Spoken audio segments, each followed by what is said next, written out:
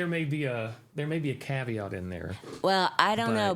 But The point is that song. I remember thinking to myself, is this really going to happen as the first single? yeah, But you know what? The coolest thing about that song was this. I can't tell you how many people told me, and still to this day come up to me and they go, that song helped me memorize that oh wow, particular verse in the Bible.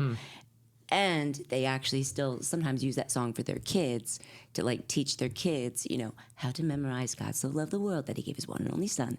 So yeah. that's because, you think to yourself, how is that going to be a hit? Well, you're also, we talk about this a lot on this podcast that, those of us that were in the industry back then, you're just doing the next thing.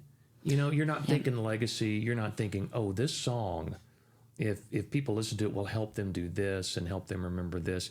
You don't see those things until Much later. much later. So you're just trying to do, like you're just saying, your label's just trying to find the 10 best songs for the Correct. record. There's not even this.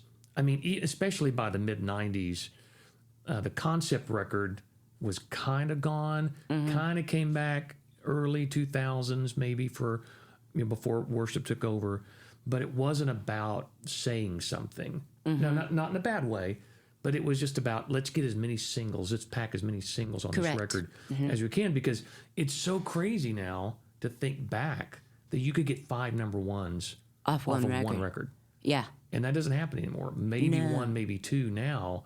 And even if, what is a number one song? It streams on Spotify and iTunes or whatever. But I don't know. But back then, and even because we were making records, every 18 months? Yeah, well, 2 years? see, or then when less? I was 18, you guys were probably doing the smart thing 18 months, which is what you were supposed to. Well, depending I- on the label and how much they needed your... Yeah. exactly.